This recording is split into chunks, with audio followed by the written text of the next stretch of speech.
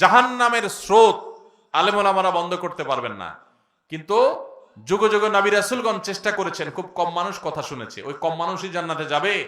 এখন আপনার ব্যাপার এটা, আপনি কি কম মানুষের দলে থাকবেন না বেশি মানুষের দলে যাবেন? স্রোতের তালে তালে চলবেন না স্রোতের উল্টা চলবেন? ইউনিক হবেন নাকি গতানুগতিক হবেন? সিদ্ধান্ত আপনাকে নিতে হবে, জান্নাতে যাবেন নাকি জাহান্নামে যাবেন। আলেমদের দায়িত্ব তারা পালন করছে, তাদেরকে আল্লাহ তাআলা দারোয়ান করে প্রহরী করে পাঠান নাই, তারা তাদের দায়িত্ব পালন করছে। ওমা আলাইনা ইল্লাল বালাগ, আমাদের পৌঁছানোর দায়িত্ব আমরা পৌঁছে দিয়েছি। কিয়ামতের ময়দানে জাহান্নামে নেওয়ার সময় প্রহরীরা জিজ্ঞাসা করবে, আলাম ইয়াতিকুম নাযীর, তোমাদেরকে কি কেউ সতর্ক করে নাই এসে?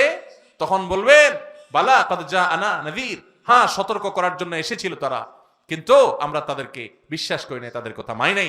সে করুণ পরিণতি থেকে বাঁচার জন্য এখনই আসুন সংকল্প করি, সতর্ক হই, সকল হারাম বর্জন করি। চেষ্টা করবো তো ইনশাআল্লাহ। আল্লাহ আমাদের সবাইকে তৌফিক দান করুন।